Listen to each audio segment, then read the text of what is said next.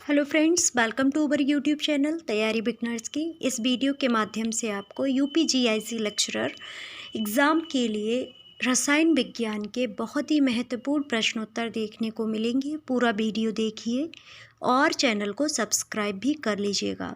अगर आप पीजीटी के लिए तैयार कर रहे हैं तब भी आप रसायन विज्ञान के क्वेश्चंस देख सकते हैं। अन्य प्रतियोगी परीक्षाओं की तैयारी कर रहे हैं तब भी इस वीडियो को देखेंगे तो आपके लिए लाभकारी होगा।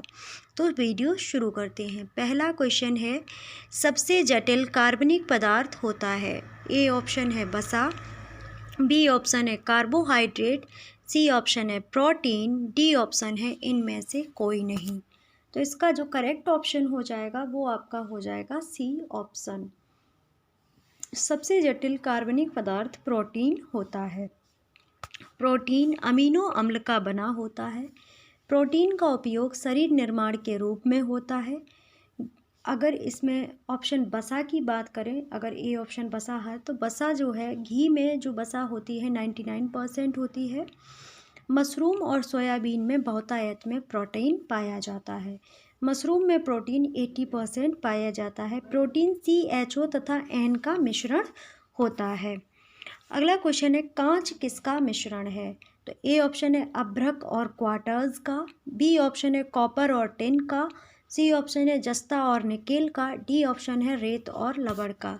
तो इसका जो डी ऑप्शन है बिल्कुल करेक्ट हो जाएगा। रेत और लवण का मिश्रण जो है कांच होता है। तो कांच किसका मिश्रण होता है? तो रेत और लवण का मिश्रण होता है। कांच सामान्यतः सोडियम कैल्शियम सिलिकेट का बना होता है। इसका सामान्य सूत्र जो होता है, फॉर्मूला जो होता है Na2O Cau 6SiO2 होता है। कांच अतिशीतित द्रव सुपर कोल्डेड लिक्विड होता है। कांच पर हीरा से या HF से लिखा जा सकता है। कांच जल में अघुलनशील होता है, ये HF में घुलनशील होता है। अगला क्वेश्चन है, निम्नलिखित में से कौन सी धातु प्रकृति में मुक्त अवस्था में पाई जाती है? ओपन मतलब स्टेज में पाई जाती है। तो ए ऑप्शन है सोना, बी ऑप्शन है चांदी, सी ऑप्शन है सोडियम, डी ऑप्शन है तांबा।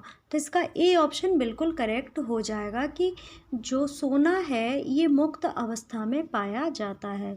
सोना प्रकृति में मुक्त अवस्था में पाया जाने वाला धातु है। सोना का निष्कर्षण केलावेराइट और सिल्वेनाइट अयस्कों से किया जाता है। सोना का गलनांक 1064 डिग्री सेंटीग्रेड है तथा क्वथनांक 2610 डिग्री सेल्सियस होता है। इसका घनत्व 19.3 ग्राम प्रति सेंटीमीटर क्यूब होता है। सोना अम्लराज में घुल जाता है। अम्लराज या एक्वारेजिया 3 भाग HCl तथा 1 भाग HNO3 का बना होता है। अगला क्वेश्चन है, निम्नलिखित में से कौन सी धातु प्रकृति में मुक्त अवस्था में पाई जाती है? ए ऑप्शन है सोना, बी ऑप्शन है चांदी, सी ऑप्शन है सोडियम, डी ऑप्शन है तांबा।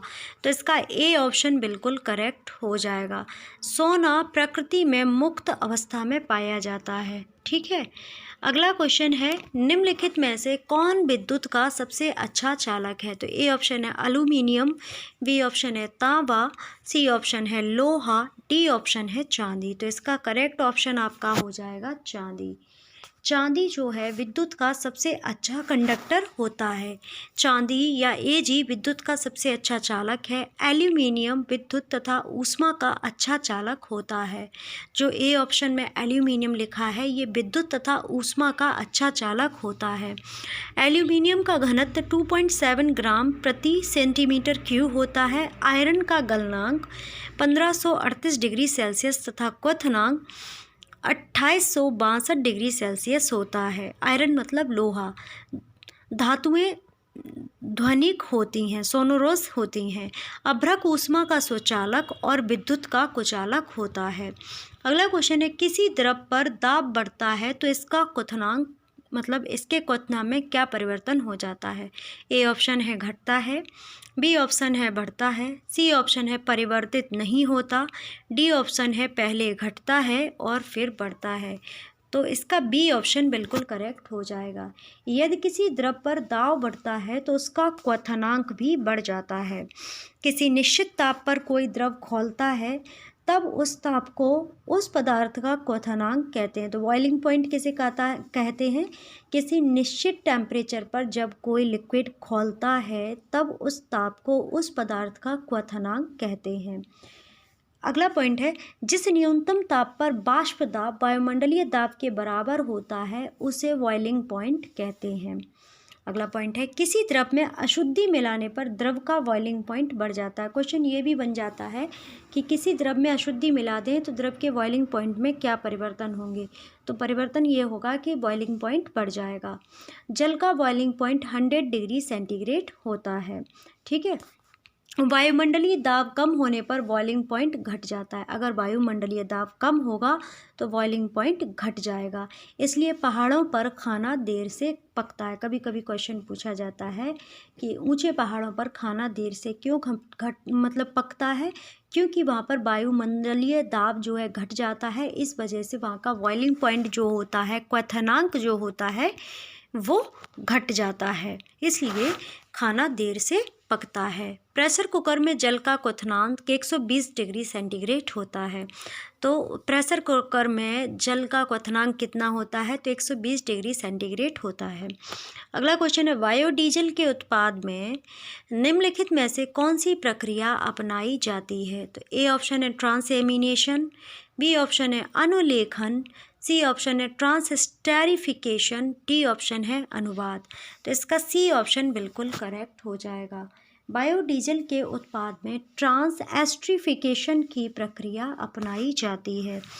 जब कुछ पौधे जैसे जैट्रोपा, रतनजोत, मूंगफली, नीम इत्यादि के बीजों से प्राप्त बसीय पदार्थों का ट्रांसएस्ट्रिफिकेशन किया जाता है तो बायोडीजल प्राप्त होता है। यह एक बहुत ही प्रभावशाली डीजल है। डीजल की गुणवत्ता C10 संख्या में मापी जाती है। ग्रीन डीजल गुणवत्ता में यह सर्वोत्तम डीजल है। बायोडीजल कुछ पौधों के बीज से भी तैयार किया जाता है। अगला क्वेश्चन है, निम्न कणों में सबसे भारी है? ए ऑप्शन है न्यूट्रॉन, बी ऑप्शन है प्रोटॉन, सी ऑप्शन है इलेक्ट्रॉन, डी ऑप्शन है कोई नहीं। तो इसका ए ऑप्शन बिल्कुल करेक्ट हो जाएगा।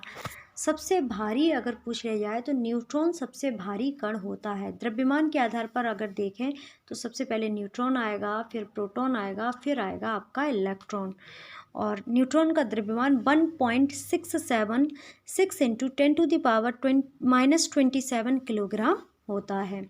अगला क्वेश्चन है, चीनी के घोल का ताप बढ़ाने पर चीनी की विलयता में क्या परिवर्तन होता है? तो ए ऑप्शन है घटती है, बी ऑप्शन है बढ़ती है, सी ऑप्शन है समान रहती है, डी ऑप्शन है पहले घटती है और बाद में बढ़ती है। तो चीनी के घोल का ताप बढ़ाने पर चीनी की विलयता जो है वो सॉल्युबिलिटी जो है वो बढ़ जाती है। ओके।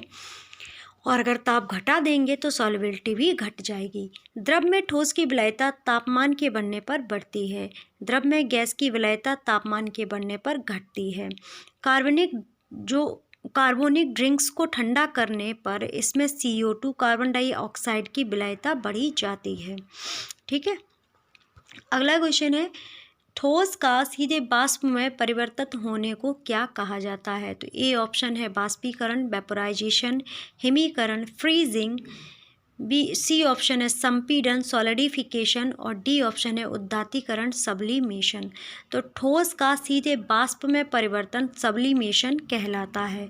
ठोस का सीधे वाष्प में चेंज होने को उदात्तीकरण या सब्लिमेशन या ऊर्ध्वपातन कहते हैं, जैसे कपूर, आयोडीन, अमोनियम क्लोराइड, ठोस कार्बन डाइऑक्साइड का शुद्धिकरण इसी विधि से होता है। ठोस द्रव परिवर्तन, और जब ठोस द्रव में परिवर्तन हो जाता है तो इसे मेल्टिंग कहेंगे, गलन कहेंगे। ठोस गैस में परिवर्तन तो इसे इवेपोराइजेशन कहा जाएगा, और गैस का द्रव में परिवर्तन कंडेंसेशन कहलाता है। द्रव का ठोस में परिवर्तन फ्रीजिंग कहलाता है, और गैस का ठोस परिवर्तन या निक्षेपण डिपोजिशन कहलाता है। ठीक है। अगला क्वेश्चन है, वे तत्व जो इलेक्ट्रॉन को ग्रहण करते हैं और ऋणात्मक आयन बनाते हैं क्या कहलाते हैं? ए ऑप्शन है धातु, बी ऑप्शन है अधातु, सी ऑप्शन है मिश्र धातु, डी ऑप्शन है यौगिक। तो वे तत्व जो इलेक्ट्रॉन को ग्रहण करते हैं और ऋणात्मक आयन बनाते हैं अधातु कहलाते हैं। जो इलेक्ट्रॉन त्याग करता है उसे धातु कहा जाता है तथा धनात्मक आयन बनाता है। अगला क्वेश्चन है, पादपों द्वारा अवशोषित जल का अतिरिक्त अंश किसके द्वारा बाहर निकाला जाता है? ए ऑप्शन है परासरण, बी ऑप्शन है विसरण, सी ऑप्शन है बाष्पोत्सर्जन, डी ऑप्शन है बाष्पन। तो इसका सी ऑप्शन बिल्कुल करेक्ट हो जाएगा।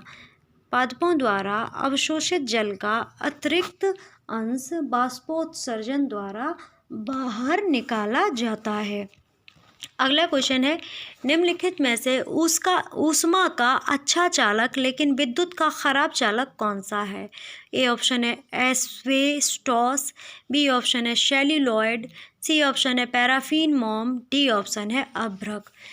तो इसका डी ऑप्शन बिल्कुल करेक्ट हो जाएगा। अभ्रक ऊष्मा का अच्छा चालक तथा विद्युत का कुचालक या बैड कंडक्टर होता है। अभ्रक के इस व्यवहार के कारण ही इसका सर्वाधिक उपयोग विद्युत उद्योग में होता है। अगला क्वेश्चन है, जल के उपचार में ओजोनन की प्रक्रिया को क्या कहा जाता है? ए ऑप्शन है अविक्षेपण, बी ऑप्शन है विसंक्रमण, सी ऑप्शन है आयनीकरण, डी ऑप्शन है अवसादन। तो इसका बी ऑप्शन बिल्कुल करेक्ट हो जाएगा। जल के उपचार में ओजोनन की प्रक्रिया को विसंक्रमण कहते हैं।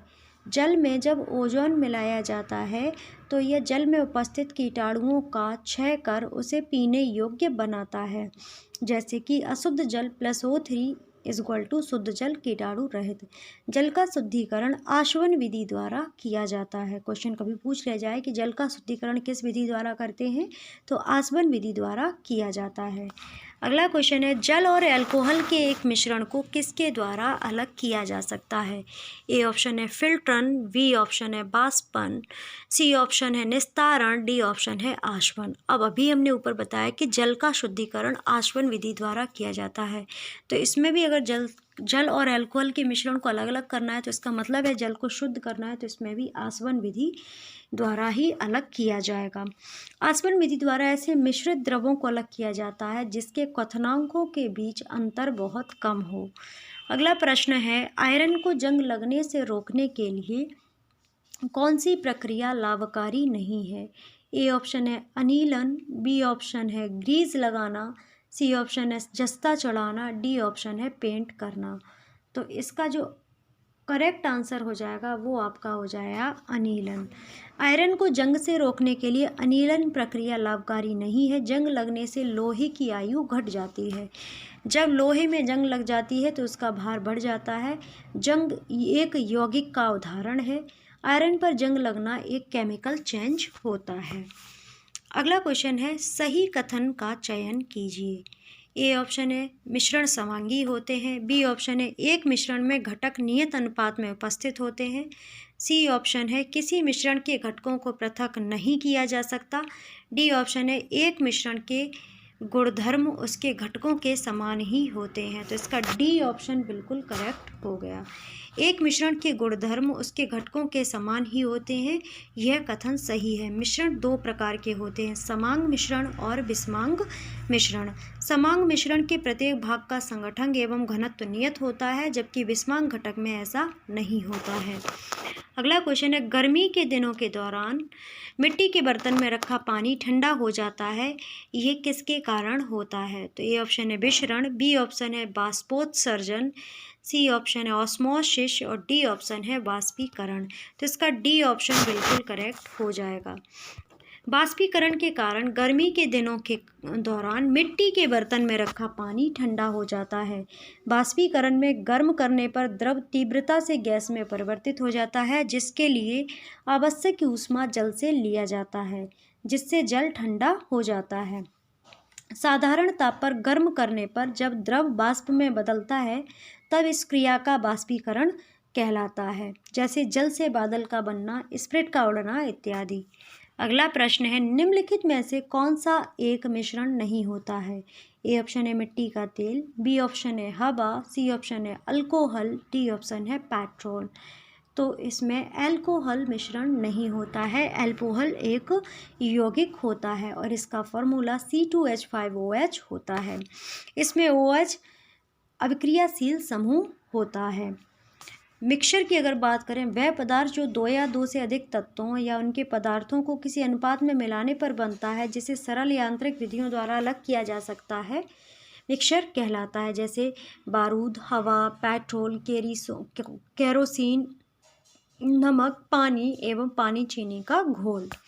अगला क्वेश्चन है, निम्नोक्त में से किसे पीटकर पतली चादर या शीट्स बनाई जा सकती हैं? तो ए ऑप्शन है जस्ता, बी ऑप्शन है फॉस्फोरस, सी ऑप्शन है सल्फर, डी ऑप्शन है ऑक्सीजन। तो ये तो आप ऑप्शन देख के ही कर लोगे, तो इसका ऑप्शन जो सही होगा वो होगा जस्ता। जड़न को पीटकर पतली चादर बनाई जा सकती है क्योंकि यह धातु है, यह गुण धातु में पाई जाती है। धातु विद्युत और ऊष्मा के सुचालक होते हैं, ठोस अवस्था में आघात वर्धनीय एवं तन्य होते हैं, इन्हें पीटकर पतली चादर बनाई जा सकती है। अगला प्रश्न है, किसी द्रव की तुलना में कोई ठोस अपना आकार सरलता से नहीं बदलता है क्योंकि? ए ऑप्शन है ठोस में अंतराण्विक पृथक्करण बृहत्त होता है, बी ऑप्शन है ठोस का अणुक आकार अधिक बड़ा होता है, सी ऑप्शन है ठोस का घनत्व उच्चतर होता है, डी ऑप्शन है ठोस में अंतरा अणुक बल का प्रबल होता है। तो इसका डी ऑप्शन बिल्कुल करेक्ट हो जाएगा। ठोस अवस्था में अणुओं के बीच की दूरी बहुत कम होती है। बीच की दूरी कम होने तथा परस्पर आकर्षण बल अधिक होने के कारण ठोसों में अणु सुव्यवस्थित व नियमित आकार में सजे रहते हैं। द्रवों में अणुओं के बीच की दूरी ठोसों की अपेक्षा अधिक होती है तथा अणुओं के बीच लगने वाले आकर्षण बल का मान भी ठोसों की अपेक्षा कम होता है। ठोस का घनत्व सबसे अधिक होता है। अगला प्रश्न, चलो इतने ही प्रश्न थे। तो आपको वीडियो कैसा लगा ज़रूर बताइए। लाइक कमेंट शेयर करने के साथ साथ चैनल को सब्सक्राइब भी कर लीजिएगा। अगर आप ऑडियो सुनना चाहते हैं तो वीडियो की डिस्क्रिप्शन में आपको लिंक प्रोवाइड हो जाएगा खबरी प्लेटफॉर्म का, वहाँ से आप ज्वाइन कर लीजिएगा तो और फॉलो भी कर लीजिएगा। वहाँ आपको बहुत अच्छे अच्छे ऑडियो सुनने को मिलेंगे। करंट अफेयर्स है, इंग्लिश स्पीकिंग है, वर्ड वोकैबुलरी है, स्टैटिक पोर्शन है, सभी चीज़ें वहाँ से आपकी कवर हो सकती हैं अगर आप उसे कंटिन्यू फॉलो करते रहेंगे। एंड पीडीएफ चाहते हैं तो आप हमारे टेलीग्राम ग्रुप को भी ज्वाइन कर लीजिएगा, वो भी लिंक आपको डिस्क्रिप्शन में मिल जाएगा। ठीक है। एंड वीडियो अच्छा लगा है तो लाइक कमेंट शेयर करना मत भूलिए। चैनल को सब्सक्राइब जरूर कर लीजिएगा और पास में दी गई बेल आइकन को प्रेस कर लीजिएगा, जिससे जो भी वीडियोस अपलोड हों उनके नोटिफिकेशन आपको तुरंत मिल जाए और आप अपनी तैयारी को बूस्टअप कर सकें।